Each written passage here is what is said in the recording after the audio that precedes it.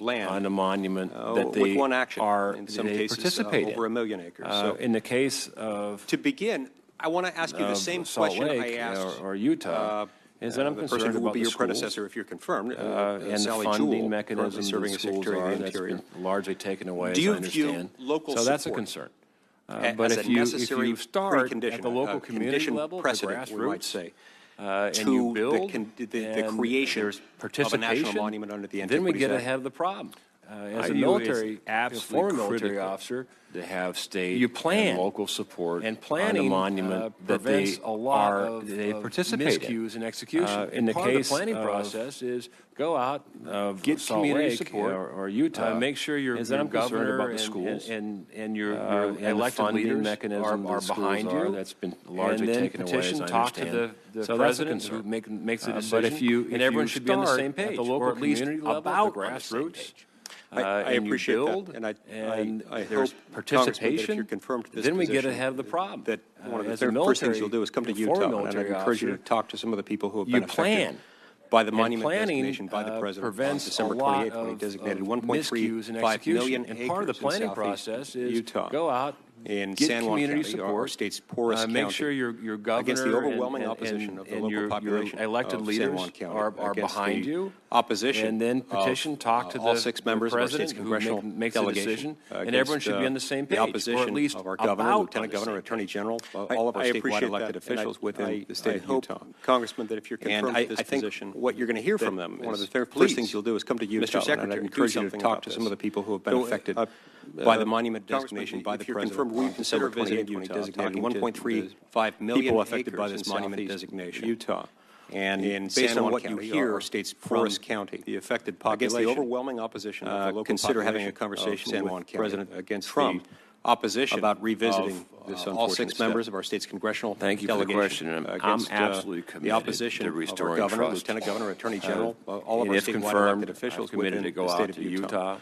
And I think what you're going to hear talk from to them the governor, is, talk please, to the people in the Mr. ground, Secretary, do and something come about back and this. make a recommendation to the president Congressman, on if that. you're I confirmed, think will you that's consider important. visiting Utah? I'm talking going to be a to very the busy guy. people I'm gonna affected go by out this to monument the state of designation. Washington. I'm going to And based on what you hear from the affected population, consider having a conversation with President Trump about revisiting this unfortunate step. Thank you for the question. And I'm absolutely committed to restoring trust.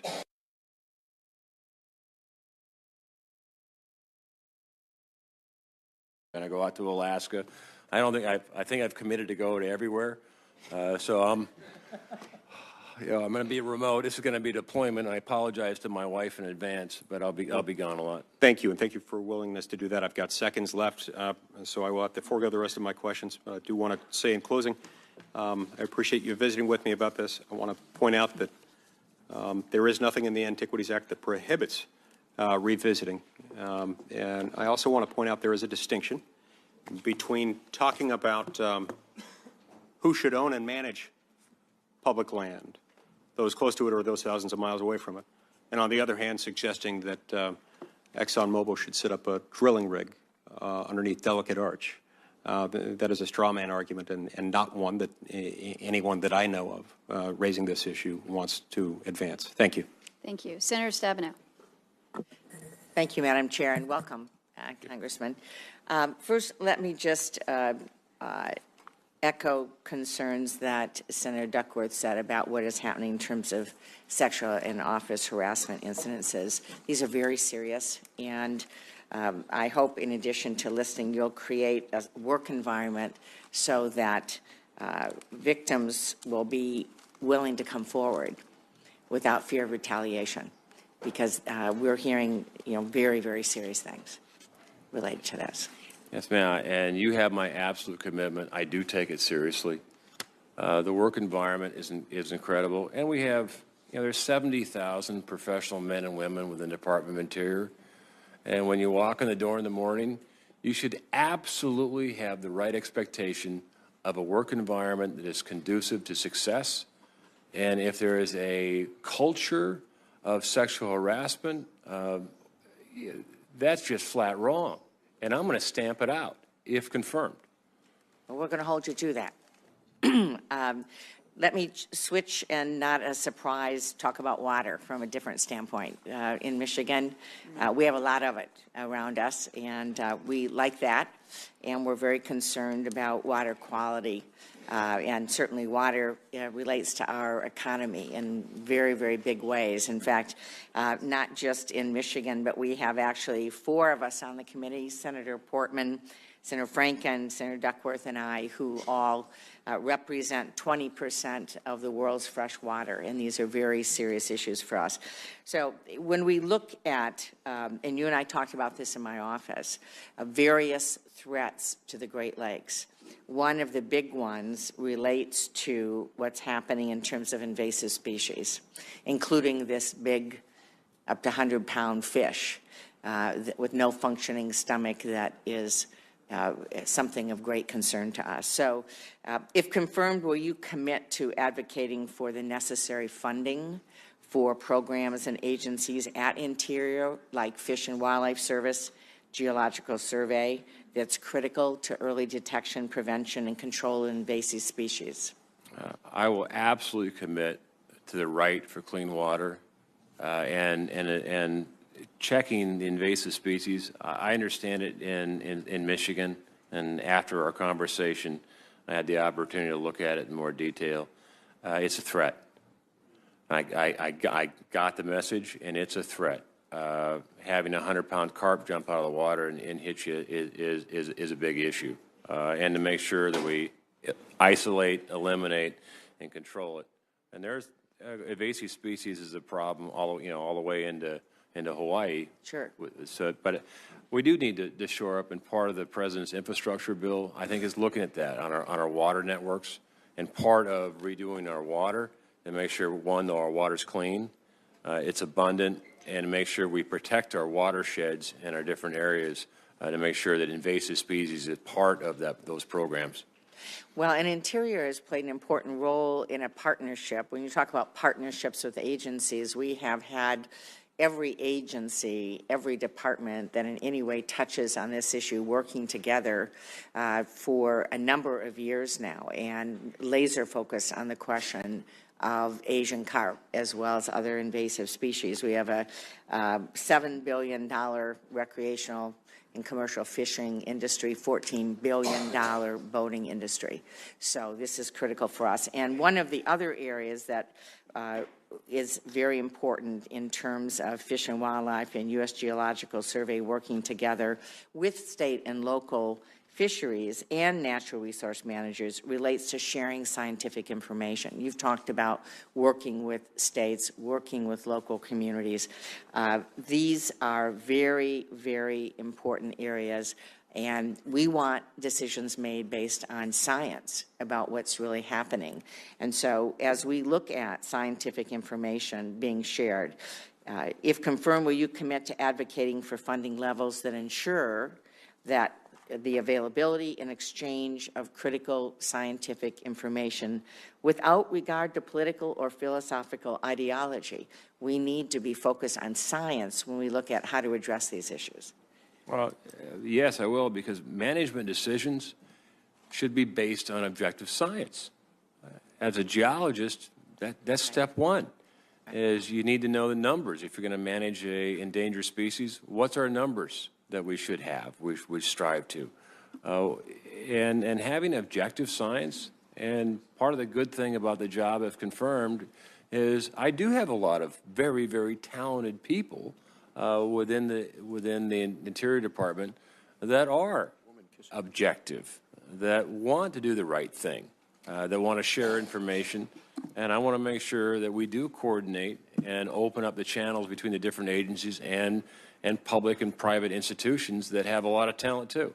There's a lot of people working on things, but just like the intelligence community that I'm more familiar with, is that sometimes we get stovepiped, and sometimes the information sharing isn't as it should be. Thank you. Madam Chair. Senator Barrasso. Thank you, Madam Chairman. Representative Zinke, congratulations on your nomination. I look forward to working with you. You know, as a Westerner, I believe you have a unique understanding of the gravity of the position that you've been nominated to fill. The Department of Interior is tasked with managing an incredible amount of acreage, thousands of species, countless water resources. Thanks for coming to visit with me about this before the hearing. As we've discussed, the Obama administration has used the Department of Interior as a department of preservation, locking up lands with the goal of preserving them as if they existed in a vacuum. I believe these bad policies have damaged landscapes, have failed to protect dangerously imperiled species, and disenfranchised the people who I believe are most invested in the good stewardship of our resources, the people that live on the land. So I look forward to you and your new approach, and then the new approach of the incoming administration. The war on coal. It is real for communities across the West, including Wyoming, including Montana. It's devastated small towns, ultimately threatens our country's energy security. If confirmed, will you commit to ending this moratorium on federal coal leasing? The war on coal, I believe, is real. I have Decker, Montana in my area, and behind me is a gentleman that works in the coal mines of the Crow Agency, which, by the way, if the Crow Agency, if you were to take coal out of the picture, the unemployment rate would probably be in the 90%. So they're very keen on making sure they have their jobs, and we give them the ability for self-determination. The moratorium, I think, was an example of many, is that one size fits all. It was a view from Washington and not a view from the states, particularly if you're a state such as Wyoming, parts of Montana, West Virginia, that where coal is important. So, overall, the president-elect has made a commitment to end, quote, the war on coal. I think we should be smart on how we approach our energy. All the above is a correct policy. Coal is certainly a great part of our energy mix. To your point, I'm also a great believer that we should invest in the research and development, particularly on coal, because we know we have the asset. Let's work together to make it cleaner, better. We should be leading the world in clean energy technology, and I'm pretty confident that coal can be a part of that. But it is about science. It's about investing in our future and not looking at our past. With the use of the Congressional Review Act, and I'm planning introducing a disapproval resolution on the BLM's venting and flaring rule. To me, that rule far exceeds the authority of the BLM, will ultimately put federal lands and even at a greater competitive disadvantage to state and private lands. Will you support our efforts to reverse this rule under the Congressional Review Act? Yes, and I think what the driving force is we're venting a lot and we're wasting energy, and that is troubling to me. Is that the amount of venting in North Dakota alone almost exceeds what we get out of the fields. So a lot of the wasting can be approached by having an infrastructure. So let us build a system where we capture that energy that is otherwise being wasted, and that's an enormous opportunity. It's an enormous opportunity in our natural gas, and geopolitically as well. We haven't talked a lot about overseas, but energy is so critically important. If we want to check Russia, then let's do it with liquid natural gas. If we want to put pressure on Iran, then let's subplant every drop of Iranian crude. This is all part of a larger package, and it cannot be done without the great state of Wyoming and their assets, or Alaska. But we have to think globally on it, and it is better, and I've said this once before, but it is better to produce energy in America under reasonable regulation and get better over time than watch it be produced overseas with no regulation. That is undisputable. Final question, I want to talk about sage-grouse management plans. The administration has ignored input from key stakeholders, including Western governors, during the development of their plans which were used to justify what they called non-warranted status under the Endangered Species Act. But at the core, the plans fundamentally oppose the multiple use mandates of the BLM, which includes grazing, recreation, energy development. Will you commit to returning conservation and management authority of the sage-grouse back to the states and preventing this top-down mandate like this in the future? My understanding is the sage grouse decision is going to come before the Department of Interior sometime in March. I understand there's going to be options and alternatives, proposed alternatives. I will work with you when I see those documents. I'll work with all of you when I see those documents to make sure we're doing the right thing. What concerns me about sage grouse is there's no target number. I'm not sure how you can manage without a number. So if we just grab on management of property without a number, I look at that with a suspect eye. So I think we got to look at, everyone loves sage grouse. Everyone understands that we have to protect the species. Generally, those living on the ground are in a better position, and we should be an advocate and a partner in this rather than heavy-handed and just dictate terms, particularly when we don't have a number.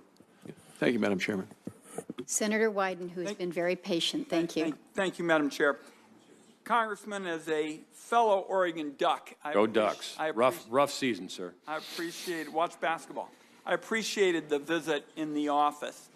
And as we talked about, when you go into a small western town today, and you head to the coffee shop, where it seems most of the decisions usually get made, you will now see ranchers and timber mill owners and environmental folks, and they'll all be sitting around, and you will ask them what they're doing, and they will mention one word, and this is true all over the West, and that word is collaboration, because they have decided that everybody's got just enough clout to block the other side, and nothing happens unless they collaborate. And we really set the model for this in this committee with Secure Rural Schools, with our resource advisory committees. And this is really probably what I'm more interested in. And I remember being on this committee when Chairman Murkowski was getting us involved in these resource issues. And maybe we have some kind of club for ex-chairs of this committee or something. But the point was, we started talking about collaboration then. And on this sage grouse issue, which we are all deeply committed to making sure that there is not a listing under the Endangered Species Act, we're going to have a federal, state, local collaboration. And this is apropos of the question from my friend in Wyoming. I think you just mentioned one of the roles that the federal government better play, and that is setting a target. Now, I've always said when the federal government sets a target, and then we say to local folks, y'all go do your thing, because what works in Roseburg, Oregon, or Coos Bay, Oregon, may not necessarily work several thousand miles away. Tell me a little bit about how you're going to approach setting up the federal-state collaboration on what is one of the biggest, most important collaborations we've seen in years. Well, thank you for the question, and I do believe that Oregon Ducks are going to be better. But the collaborative efforts, you have to reward getting together in collaboratives, because it takes a lot of resources, it takes time, it takes effort. And what the frustration is you get together, farmers, ranchers, environmental, all stakeholders, and after a 2-year venture where you come up with a plan and there's fighting and there's discussion and there's compromise, you come up with a plan and that plan's ignored, or it's sued multiple times. So we have to incentivize coming together for plans. From the federal government, I've been an advocate of empowering the plan based on broad central goals. In the case of the sage grouse, Like targets. like targets, yes, sir. Management numbers. What's the goal? Okay. And I don't know how you make a management plan unless you have a goal. So the goal needs to be scientifically, objectively based to protect the species.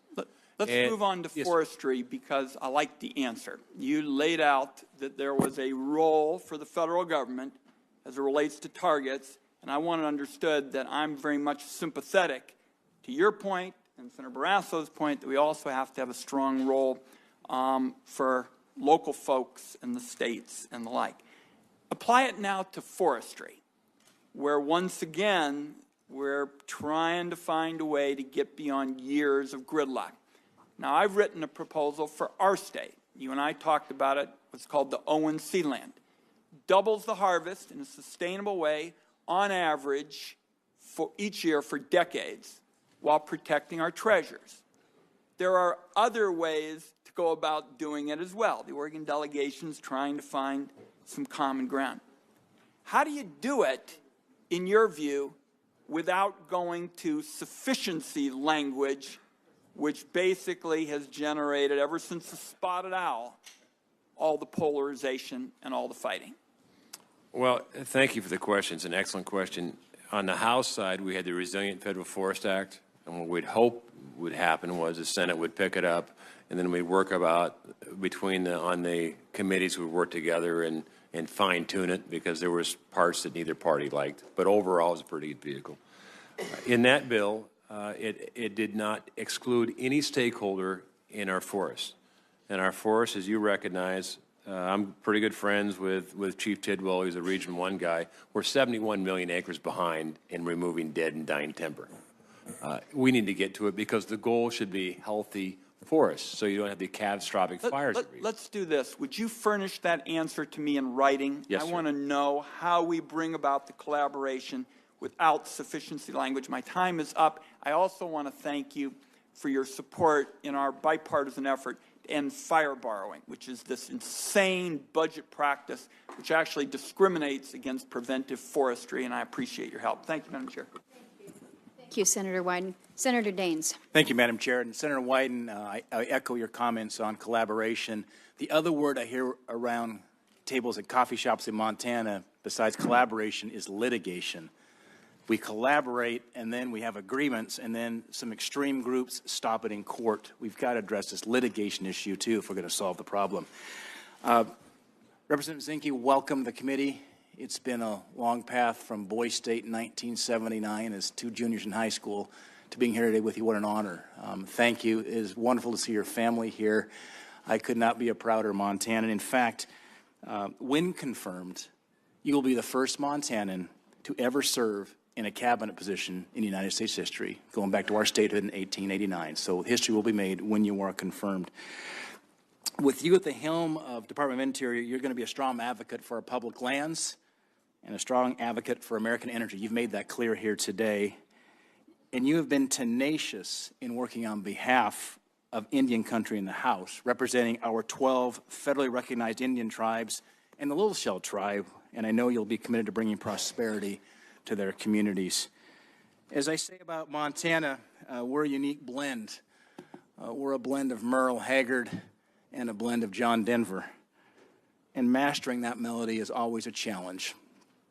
But it does result in a common sense approach on management of federal lands and minerals that can make our country stronger. I think you have mastered that melody, which is why I think you've secured the support from such a diverse number of sportsmen, of industry, of tribal groups. There's an impressive list here, Representative Zinke, that is single-spaced, 2 columns wide, of groups that range from the American Fly Fishing Trade Association, who have written letters in your support on your behalf, Boone and Crockett Club, the NRA, the Mule Deer Foundation, the Rocky Mountain Elk Foundation, the National Shooting Sports Foundation, the Theodore Roosevelt Conservation Partnership, the National Cattlemen's Beef Association. And these are just a few of the many on this list, not to mention tribes from across the country, the Confederated, Salish and Kootenai, Fort Belknap, the Shakopee, the Choctaw, and the list goes on. That is a tough balance to walk. It's a walk of wisdom, and you've walked it well, sir. And I'd like to submit some of these letters of support for your nomination on their behalf today to the committee, if I could, Madam Chair. Thank you. Representative Zinke, why do you want this job? Well, I've been asked that. And thanks for the question. Thank you for the remarks. I love my country, and I love public lands. And I love Teddy Roosevelt's idea that we should think bold and big and prepare for the future. And this job I take very seriously if confirmed, because it's all that. Our country loves our parks and our lands. Our nation should be better equip our Indian tribes with the ability for self-determination. And when the Department of Interior has an influence over a fifth of our territory, that means influencing the beaches in Maine with clams, to our fisheries outside of Hawaii. And even in this body, we're all different, but we all share a common purpose, to make our country great again. And I think as a Secretary of Interior, I think I'll have inherited 70,000 hard-charging, dedicated professionals that want to do the same thing. And my task is to organize for a better future for Interior and our country. I'll work with anybody. As the list would indicate, I've never been red or blue. To me, it's always been red, white, and blue. Politically, I've never asked an individual serving with me next to me whether they're Republican or Democrat. What's mattered to me is they're American, and they love their country, and they're committed to mission success. And we have a very important mission in the Department of Interior ahead of us.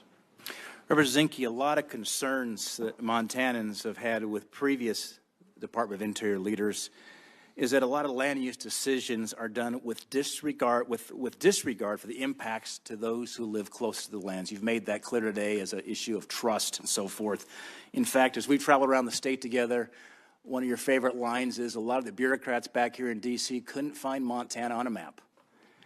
Whether it's national monument designation, sage-grouse plans, moratorium on coal leasing, too often Montanans face decisions on their public lands that are made by out-of-touch Washington, D.C. bureaucrats. My question is two parts. What are your views on facilitating more local control and management of our federal lands out west? And by west, we have a true Westerner here, somebody from Montana. And how can we make the Department of Interior look more like Montana and get it closer to the people? Well, great question. And I would say we need to shore up our front line. If our frontline managers don't have the resources, they don't have the flexibility, nor the authority to make the decision they know is right, there's a problem. In the military, it's like being in the front line and asking for a bullet. You got to go all the way to the back headquarters to get a bullet, and when you finally get it, then you got to ask permission to shoot it. And if you get permission to shoot it, then you got to ask permission to shoot at what? And that's what's happened a lot of times with our frontline managers. We're losing a lot of BLM folks because they've just had it. And so we need to shore up the front line to empower the front line to do good things with broad guidance and understand that their guidance, and they should be incentivized on their evaluations of working with local communities. And that's how you do it. You reward on an evaluation, how did you collaborate? Did you talk to the local community? Do you have the local community support? That's a part of it. So I think collaborative efforts work. I think generally they deliver the better outcome.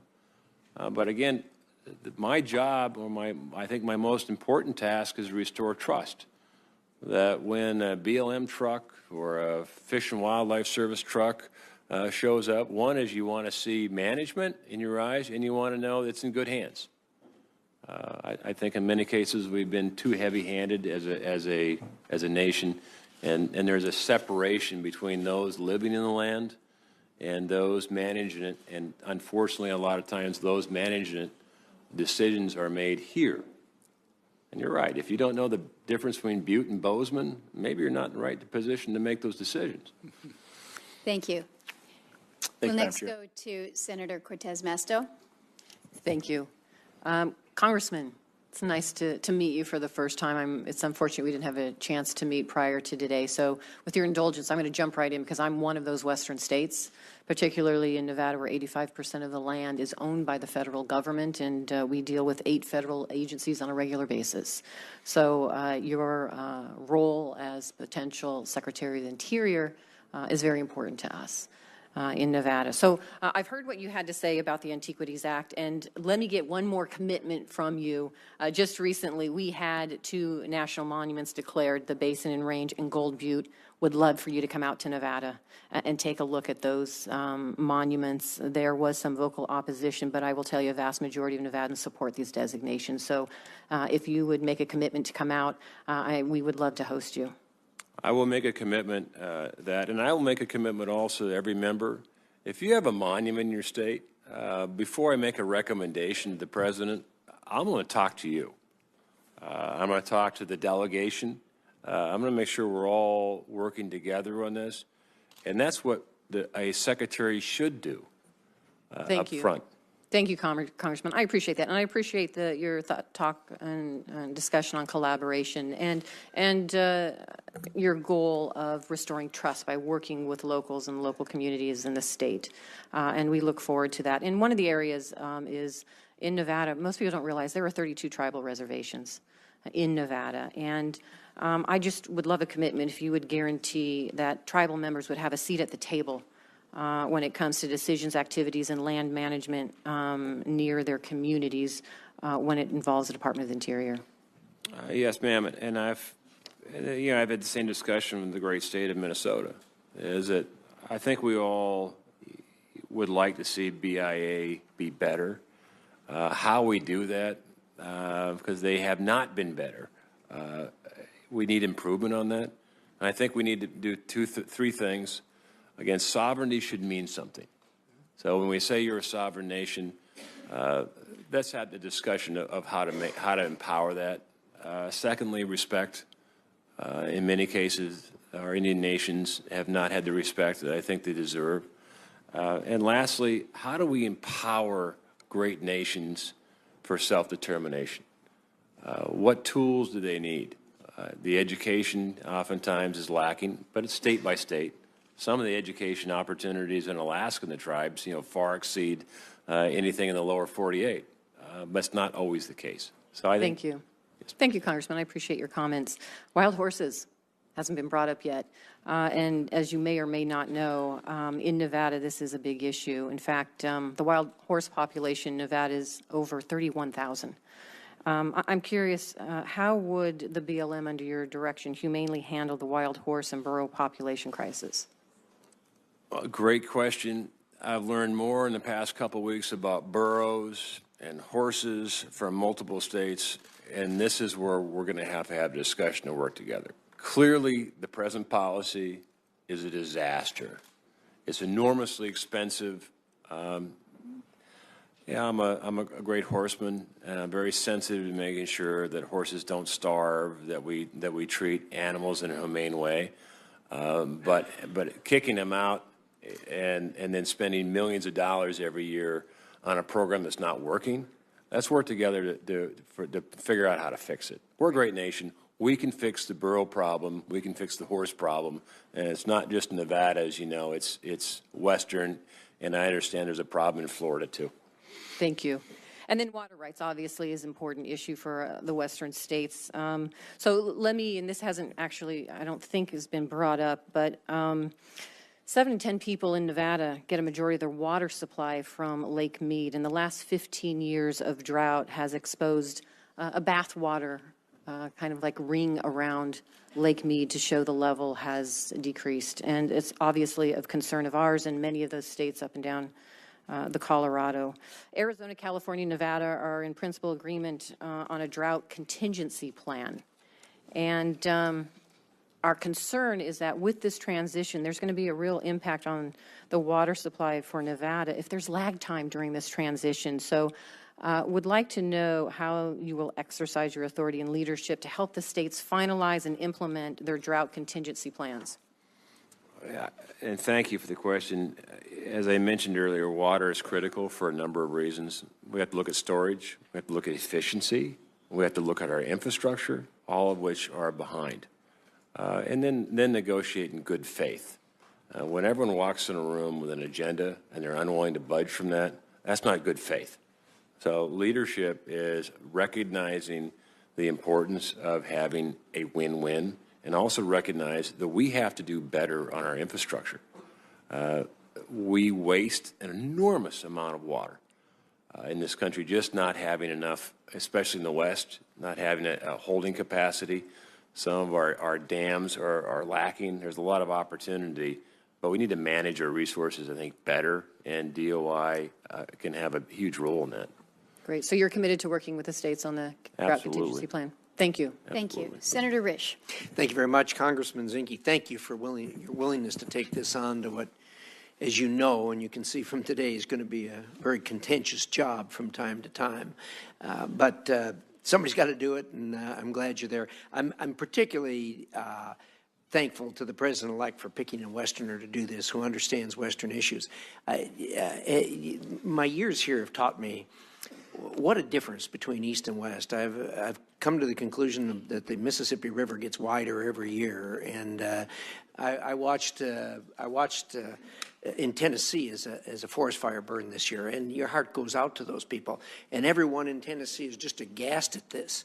We live with this every year. A number of the senators up here have fires that are substantially bigger than what happened in Tennessee. And I don't mean to denigrate what happened there. It was a terrible disaster. But we live with this all the time, and yet we have fought in a bipartisan fashion to try to get fire funding straightened out, and we haven't been able to do it. Hopefully with the new administration, we have some change, we are going to be able to do it.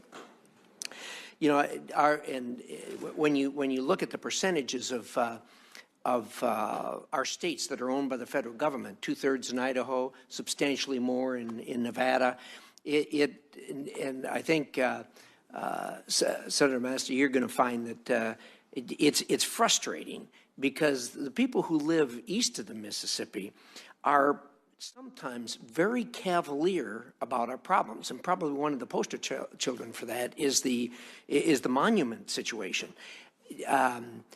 The president, with the stroke of a pen, be he a Republican or a Democrat, sets aside million or more acres. If this happened to a state back east, people would be up in arms about it, and yet it happens. It winds up on the front page of the paper and is gone. Nobody ever thinks about it again, and the collaborative method that has been discussed here is really critical in these public land situations. I did it when I was governor. Senator Wyden has referred to how they've been doing it in Oregon, and that's the way these things get done. They're going to get done in the future, and the only way that they're going to get done. And a lot of us have introduced a bill that is going to do something about that as far as the monuments are concerned. The states really have a role in this. And that brings me to my, my next point that I want to make before I run out of time, and that is to talk about management in the Department of Interior. They don't call it the Department of everything else for nothing.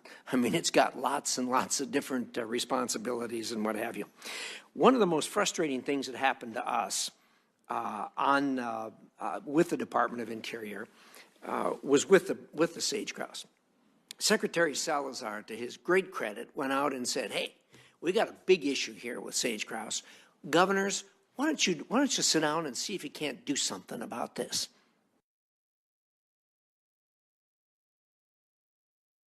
And Wildlife Service. So now the plan comes back to Washington, D.C., and the BLM says, wait a second, not so fast.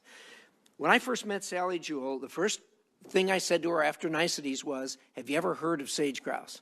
She said, no, I haven't. Obviously, I was one of the first ones she talked to.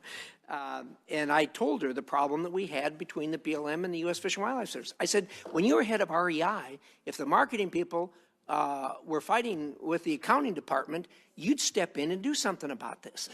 I want some help on this. Fish and Wildlife Service says it's all right. BLM says, well, we have experts over here that says that this is planned as again. Well, what are we doing here? One agency, and they're employing scientists on both sides. They're going to fight with each other. Why bother have a U.S. Fish and Wildlife Service if the BLM can come in and overrule them? Well, at the beginning, we made some progress in that regard, but lately that's fallen off the chart. So I guess what I want to talk to you about is management. My good friend here on my right says that there's going to be wholesale changes at the EPA. Boy, I hope you can do the same thing at the Department of Interior. It is frustrating, and it makes us angry when you get two federal agencies that are in disagreement with each other, and the head of the department won't step in and say, hey, I'm going to resolve this. I'm the head of this.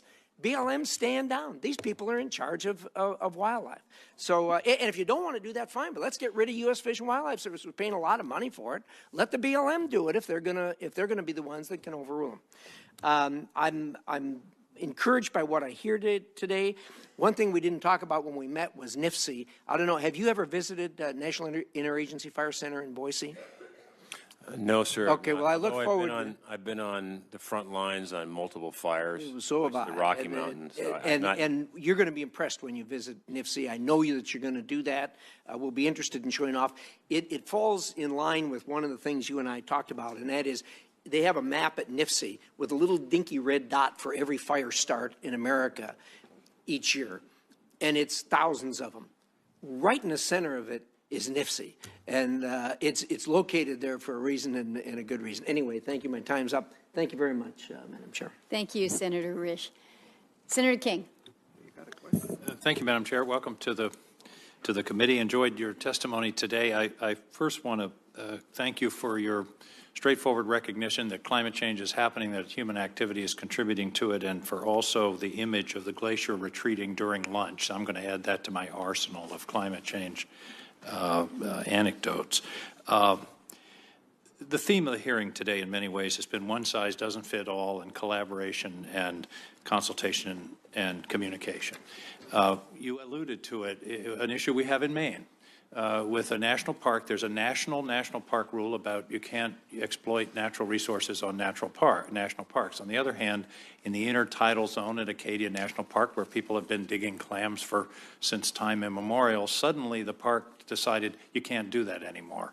That, to me, is an example of how there should be a better communication and relationship between the park, which is an enormously important asset to the state of Maine, and its neighboring communities. Do you agree? I agree, and I'm glad you appreciate the theme has been collaboration, restoring trust, infrastructure, and making sure our front lines have the right tools to make the decisions and work with the local communities. And I hope you'll take that message throughout the department about listen first and act later. And I think we can have, as you say, a restoration of trust and a lot more confidence in the decisions wherever they are made. By the way, if you're going to move BLM out west, you're welcome to move the Park Service headquarters to Maine if you choose. Too far away, somebody said. Come on. Backlog. The backlog in the parks is a straightforward problem of funding. We should be funding to pay the maintenance of the parks. We've basically been putting it off for 10 or 15 or 20 years. And I hope that you'll approach the upcoming budget as saying this is part of our obligation to pay the park rangers and to pay all the expenses of the parks and to chip away at this backlog. Will you consider that? Absolutely, and this is why this committee is so incredibly important. And the chairman in Alaska is so incredibly important because I may own the helicopter, but I have to ask you for the gas. And in order to fund the parks, the level, it goes through this body. Well, I have to convince you that the money is going to be spent, it will be prioritized. I have to convince the president-elect that the parks are his priority as well, because they should be America's priority. Well, one point that was made earlier about the backlog, I think the chairman talked about the return on investment is gigantic in terms of what we put into the parks versus the economic activity that they generate in their areas. So it's a good investment for the public, and I believe for the government itself. A similar concern. We're now talking about in recent days about a major defense buildup. We're talking about a major infrastructure investment. We're talking about major tax cuts. All of those together don't really add up in terms of the arithmetic and the budget and the deficit and the debt. Therefore, there's going to be a lot of pressure on various areas of the federal government, particularly the non-defense areas. Will you resist stoutly, with the heart of a Navy SEAL, efforts to raid the Land and Water Conservation Fund to fund other government priorities? I'm on record of supporting full funding of the Land and Water Conservation Fund for a reason. I think it's an incredibly important program. It's done great work. This is probably one of the reasons why the president-elect put a former Navy SEAL in place. I don't yield to pressure. Higher principle, yes. But my job is to advocate for Department of Interior to make sure we have the right funds and be a voice in the room on great public policy. There's going to be a lot of times where I'm going to need the help of this body because by myself, I don't have the authority. I have to follow the law, and I will follow the law. I think the law needs to be adjusted in some areas, as this body has often said. In order to adjust it, one, we have to have trust. Whoever's going to execute it is going to do it well. And two is that I need bipartisan support to make sure the law is adjusted appropriately so we can move the ball up the field, if that's the right terminology, to make our park system make DOI better.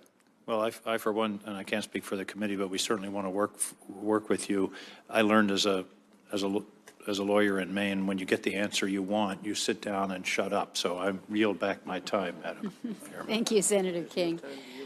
Senator Flake, right on time. Thank you, Madam Chair, and thank you. I've enjoyed hearing the testimony. Sorry I had to step out for a minute, and I hope I'm not replowing old ground here. But as you know, Arizona is home to a lot of public land between the land that Department of Interior administers directly and then that it holds in trust or administers for the tribes. That's about half of the state right there. When you take into account federal, state, and tribal land, that's about 85% of Arizona. So we've only got about 15% in private hands, and that means that decisions made by the federal government, including the Department of Interior, have a real outsized impact on the state. And we talked about a lot of the issues, and thank you for coming to my office. And I know you committed to me, and it sounds like everybody else, to visit their state in the early stages, so you will have a busy travel schedule. We mentioned, I know it was brought up a little bit in terms of the drought and the Colorado River, and the basin states are very close to an agreement on a drought contingency plan to leave additional water behind the dam at Lake Mead so that we don't hit that troubled the stage where there are arbitrary cuts that would hurt us badly. It's crucial for Arizona, obviously, that we work with the Department of Interior to ensure that Arizona water users, to the extent they leave water behind the dam, that water doesn't disappear down some canal in some other state. That's the only basis on which some contingency plan would work. Will you commit to continue to work with us in that regard? We got assurance last year from the Department of Interior. That assurance will have to go forward until there is a drought contingency plan. I will commit to work on it, as I do. As earlier discussed, I do recognize that water, particularly in the West, is a big issue in every state in the West. And we got to get together and figure this out. And I think some of it is infrastructure. Let's plan on what our requirements are going to be, and let's make sure we have the infrastructure to reach those requirements. And it's going to be probably a trifold. Some of it's going to be efficiency. Some of it's going to be building better capture facilities, and then look at the infrastructure we have. We're wasting a lot of water. There's no question of that. So let's make sure that every drop is precious, and let's make sure that our water is clean. I think we can do that. Still on the subject of water, or Indian water settlements, last year I introduced the Wallapai Tribe Water Rights Settlement Act. Last week I introduced the bill to make necessary clarifications to the White Mountain Apache Tribe settlement. I know that you were a sponsor of the Blackfeet Water Rights Settlement Act, so you understand the importance of these settlements for both tribal and non-tribal users. Can we count on you to work with me and with the tribes and other parties in Arizona to make sure the Wallapai settlement moves forward, and also that we get the necessary clarifications to the White Mountain Apache Tribe settlement? I do. I'd like to also thank Senator Daines for his work on the Blackfeet Water Compact. I view water compacts as a treaty obligation, and I think we need to uphold our part of that treaty obligation. The water compacts, as you know, are difficult. They involve the state, the tribes, and the federal government, and then within the federal government, it's not easy. But I do recognize the importance of working with you on the compacts, and also the importance of getting them resolved. They are a liability that's out there. We need to recognize they are a liability. They're not an earmark. It's a treaty obligation, and let's work together to get them done. Thank you. As you know, cattle ranching has a long history in Arizona, continues to hold a prominent place in our present-day state as well as our history. I come from a ranching family. In fact, this last weekend I was back on the F-Bar where I was raised near Snowflake. Ranching is never an easy business, but it's made more difficult with issues like was already raised with the burros in northwestern Arizona and the Mexican gray wolf in southeastern Arizona. What we continue to hear is a lack of cooperation and coordination between the federal agencies and the local land users. I know that you've already committed to work on this. You'll be hearing a lot when you come to Arizona, the issues that we have with wild burros as well as the Mexican gray wolf issues. And I am concerned, quite frankly, about the optic of whether it's BLM or the Forest Service.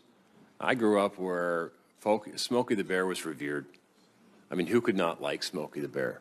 And now in some parts of our great nation, it's feared. When they see Smokey the Bear, they think of law enforcement.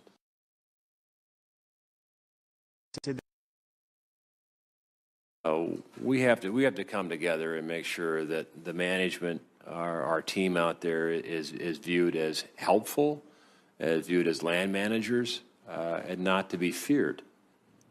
You want to stop by and say hello. You don't want to avoid.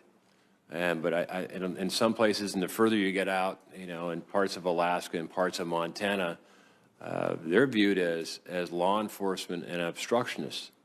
And I think we need to be really careful as leaders of this great nation to recognize it and go forward with solutions to make sure the next generation looks at law enforcement, be it BLM or Fish and Game, as good neighbors and helpful rather than to be feared. Thank you. Thank you. Senator Franken. Thank you. Let me get this straight. Smokey the Bear isn't real, right? He's real to me, sir. Okay. That might be disqualifying. Thank you for your service as a Navy SEAL, to your daughter's service as a Navy SEAL, to your son-in-law, who frankly terrifies me. I don't know if anyone's looked at him. He's out with one of your granddaughters, who, by the way, the granddaughters, you are the unsung heroes of this hearing. You've been wonderful. You have a beautiful family. Thank you, sir. And I want to get into what I consider a false choice. And the false choice that I hear you have iterated a couple of times is between addressing climate change and the economy. I think that is a false choice. I think it's a false choice because, one, if we don't address it, it's going to cost us a tremendous amount of resources. Hurricane Superstorm Sandy cost like $60 billion because sea level has risen. Glacier National Park is going to be Lake National Park or Mountain National Park, but it isn't going to be glacier in 30 years. In Minnesota, we have built lots and lots of clean energy jobs, and we're addressing climate change, and we've put in a renewable energy standard. And it's been very successful for our businesses. You signed a letter that in 2010, and I just want to get your clarify your stance. In this letter that you've urged federal lawmakers, this is a bunch of state legislators who did this, hundreds and hundreds of state legislators, to, quote, pass comprehensive clean energy jobs and climate change legislation.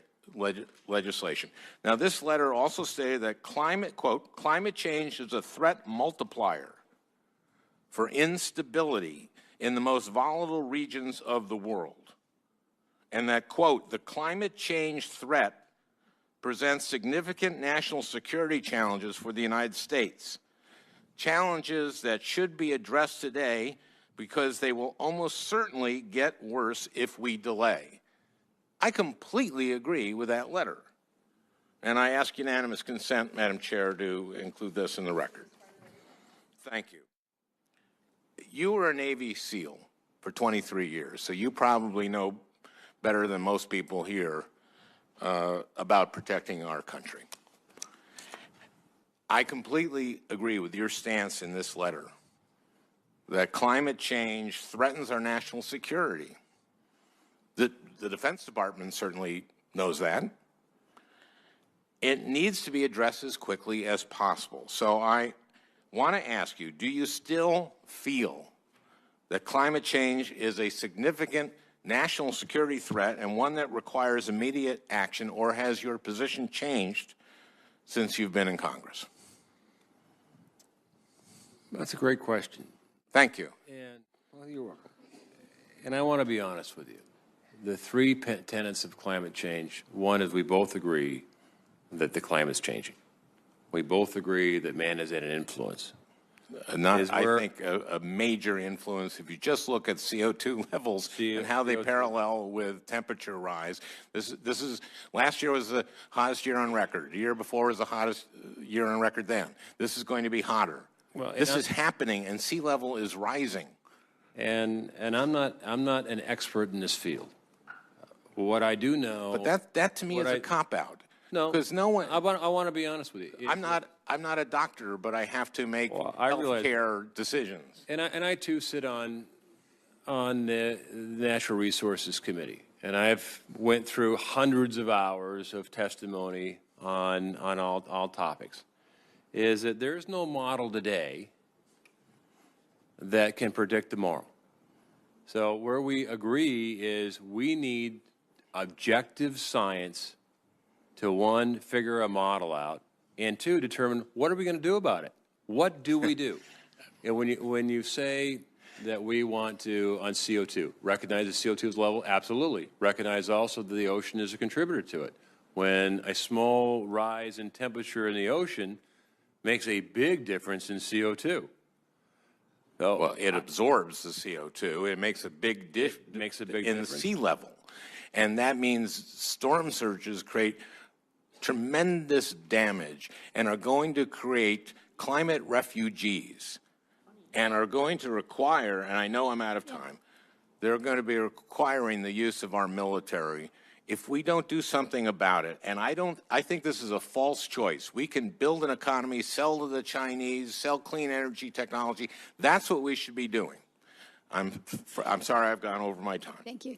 We do have a vote coming up shortly, and I would like to get to the two remaining members who have not yet had a chance to ask questions. It is my intention that we have a second round after this, but we'll be able to take a quick break as well. Let's go to Senator Portman. Thank you, Madam Chair. And Commander Zinke, thank you for your willingness to step forward and serve in a very different capacity. We have had a lot of discussions today about issues relating to the Department of Interior and your role. One that I want to focus on is the national parks.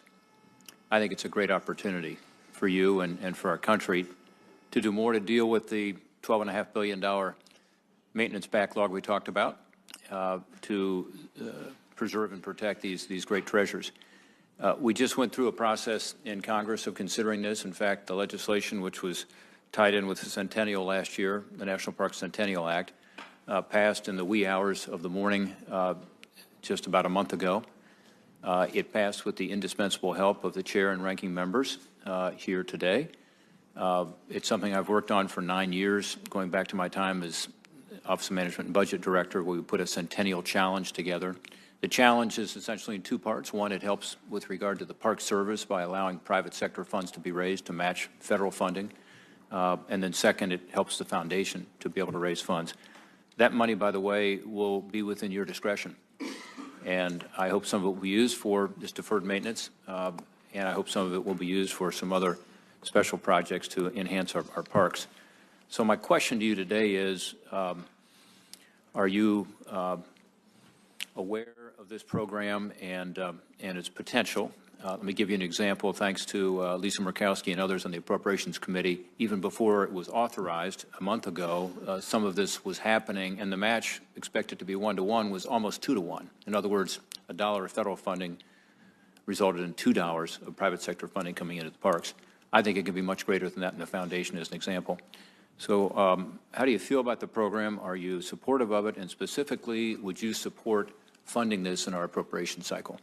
Thank you for the question, and I am aware of it. I think it's a great opportunity.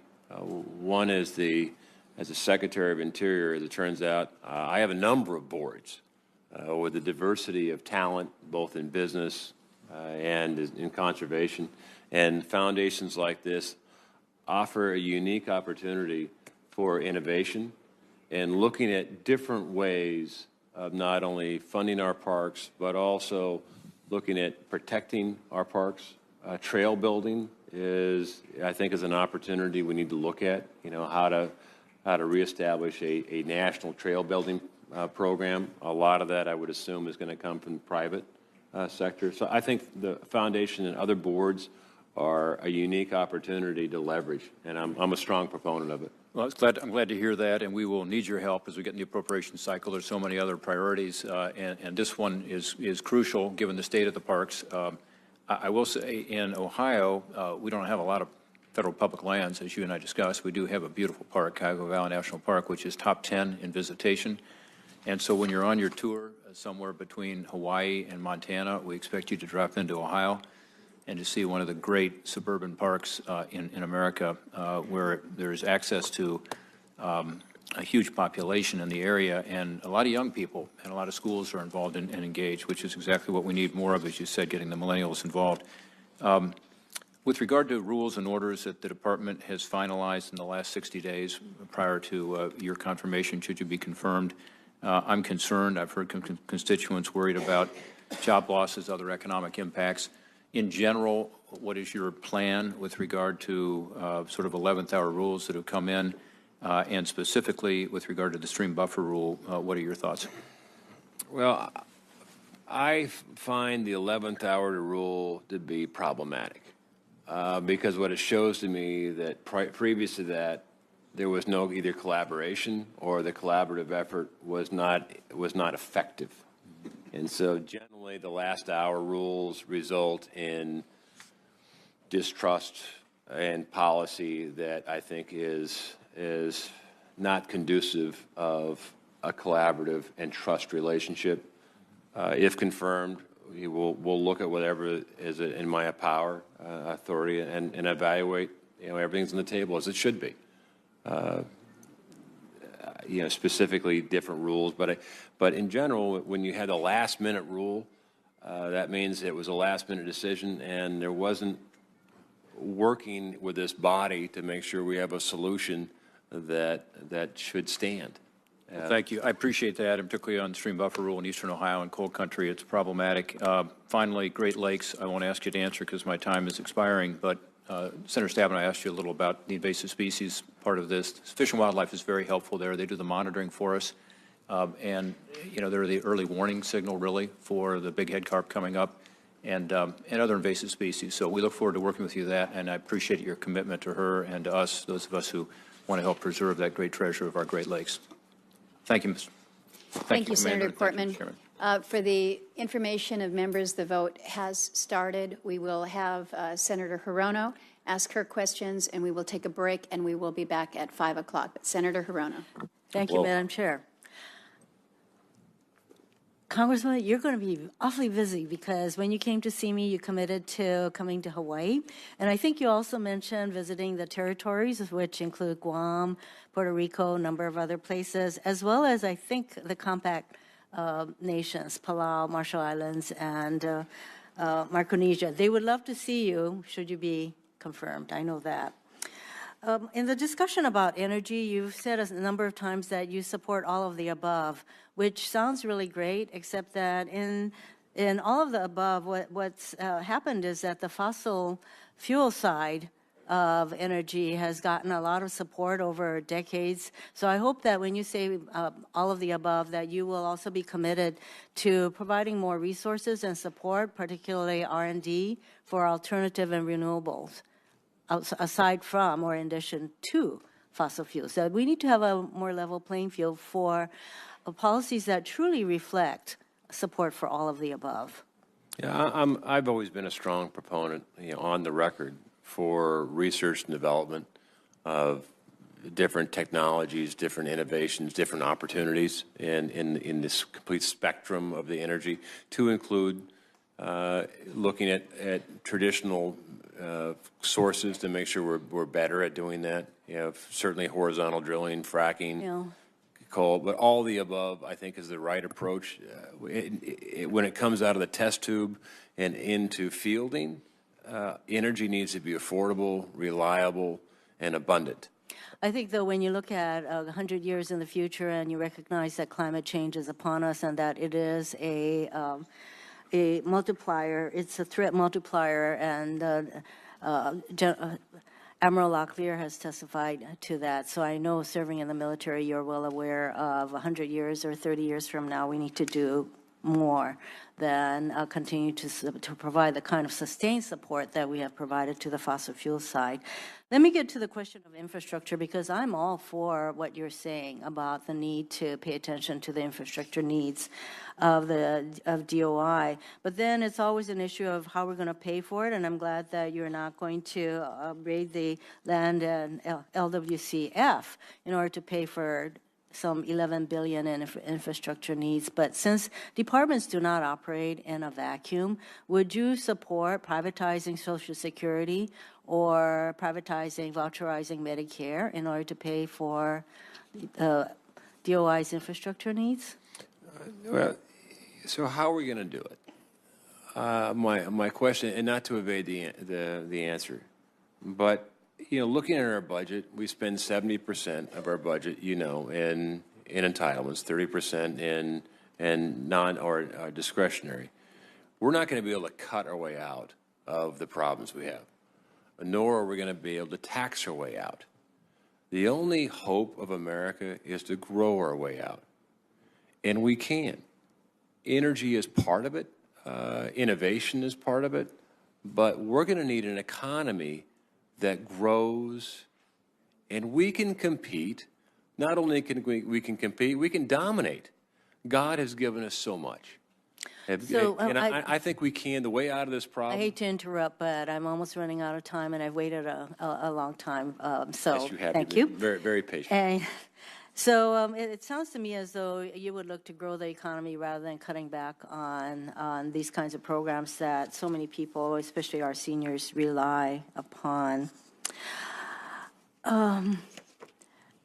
Since talented as you are, you're not going to be able to do the job all by yourself. So you will have an opportunity to weigh in on the people who will become your deputies, assistants, et cetera. What kind of qualities would you look for in those people? Loyalty, teamwork, trust, competence, commitment. And I think each of the divisions have different challenges. The challenges in BIA is very different than the challenges in Fish and Wildlife and BLM. So you have to put the right person in the right spot. From a steel perspective, we need fearless Rough Riders that will make the decision regardless of whether you're going to get sued or not. Our policy has been whether we're going to get sued, whether it's the right or wrong policy. And this is where I'm going to need your help. In order to develop the right policy, we should not be in fear of being sued time after time after time again. We should develop the right policy and have people in place that are willing to make the right decision. I hope so. I agree with you. With the chair's indulgence, I'd like to just ask one more question, make a point regarding sexual harassment in the department. And clearly this has been going on for way too long, over a decade when it first came to light in your park service. And so As in the military, sexual assault in the military is a huge scourge on the military, and I would want your commitment that you will do whatever you need to do to prevent, which includes changing the culture, by the way. It's a culture within the Park Service that lends itself to sexual harassment. Two, that there will be prosecution, meaning that there will be accountability for the perpetrators of this kind of behavior. And the third is that you will do specific things to prevent retaliation, because these are the very kinds of occurrences and factors that have been a scourge in the military. So I'd like your commitment toward making those kinds of changes, and I certainly will be following up with you. And you have my commitment. It will be zero tolerance, and I will be fearless in this. Thank you. Thank you, Madam Chair. With that, we will stand at ease, hopefully, till just about 5 o'clock, when we will come back for a second round. Thank you.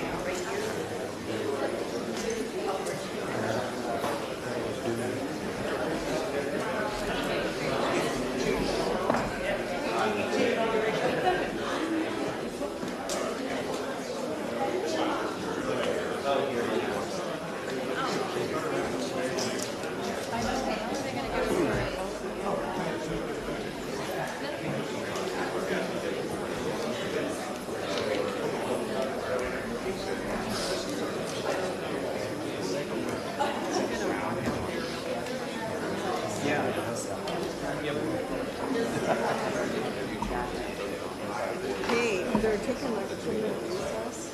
Do you want us to leave now, or how much longer do you want to stay? Are you good? Yeah, it actually is.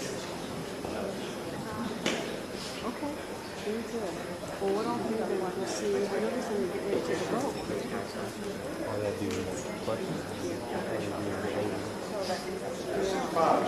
Yeah, okay.